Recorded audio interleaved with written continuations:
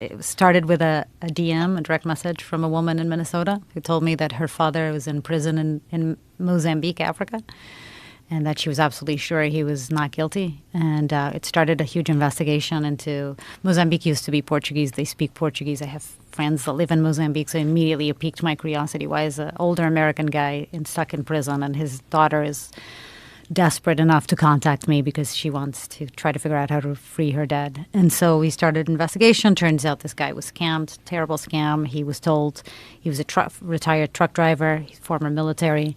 He was told that he had gotten, his wife had just died. He was told he had gotten an inheritance and that the inheritance was in Europe. His wife had connections to families in Europe, so it was totally believable according to him.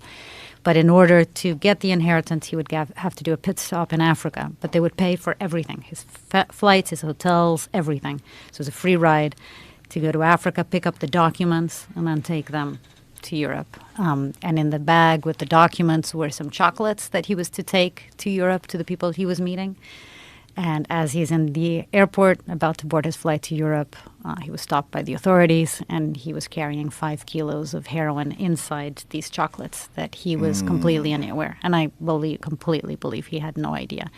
So he's sent to prison. He's given 1-day trial, 17-year sentence. He's almost 70 years old, so he's probably going to die in prison.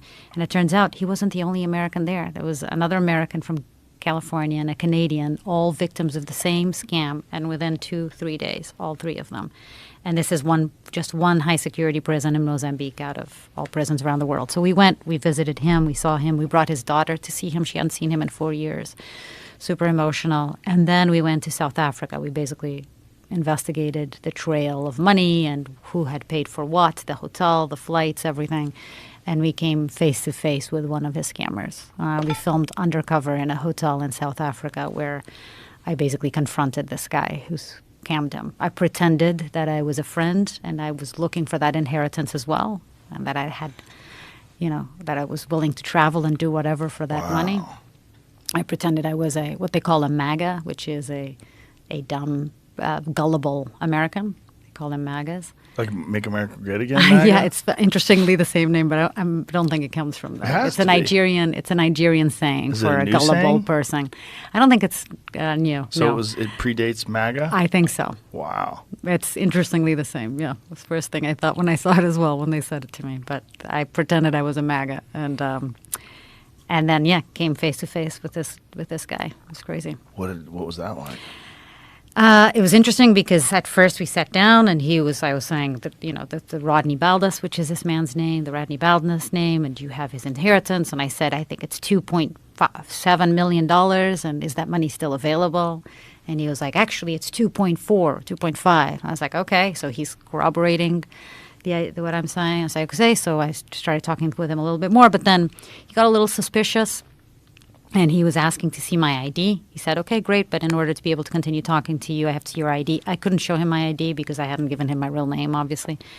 So at that point, I decided to leave, pretend I was going to my room to get my ID, and then I came back and decided to confront him and tell him, look, I'm a journalist. I'd really like to talk to you on camera.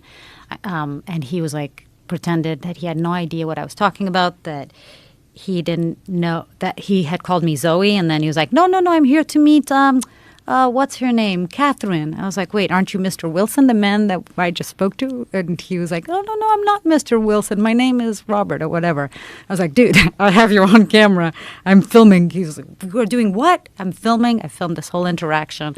And then he stands up and left. And it was a whole thing because, he's part of this bigger group that is a criminal group and kind of scary and dangerous. But we presented this. We reached out to the State Department to see if they could investigate, because they have done very little for Rodney. And if they could investigate his case, and crickets. Like, they don't... Nothing. They refuse to talk to us. They say they're doing what they can to help him, but he's in completely substandard conditions in this prison with no real access to good... health care, and the guy's going to die in prison. And there's no way to get him out? That's what we're trying.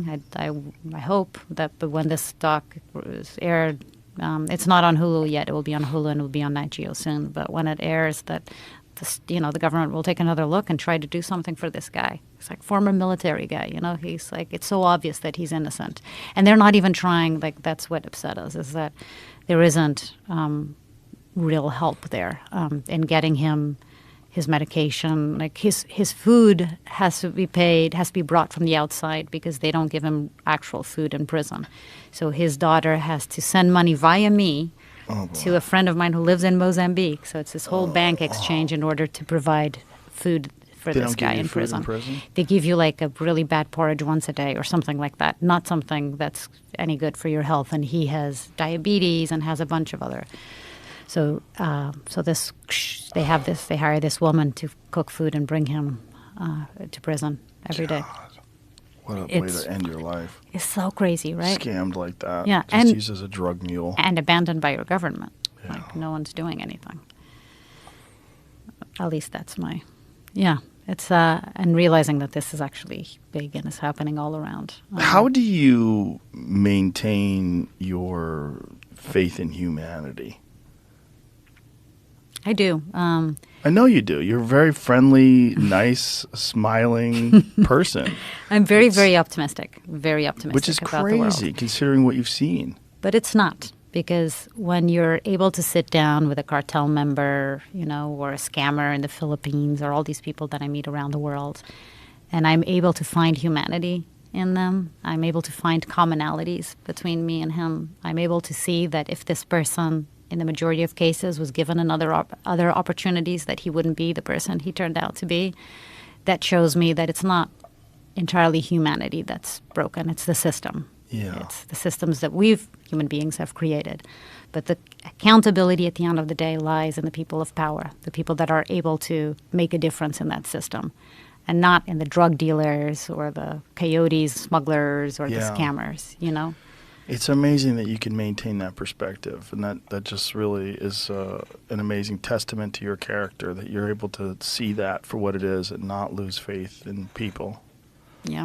Because you were confronted constantly with these scenarios, but that is the one thing they have in common, is desperate people. Absolutely. It's always the most vulnerable people. Nobody is born wanting to be a criminal, right? You are put in that position, and that's what I see again and again. Yeah. Yeah. Listen, Mariana, what you do is amazing. I'm stunned by your courage. You're one of the real last boots on the ground journalists who goes into terrifying places and consistently exposes these incredibly fascinating, horrific scenes. And if it wasn't for you, a lot of people wouldn't know about a lot of these things. So thank you. Thank you for everything you did.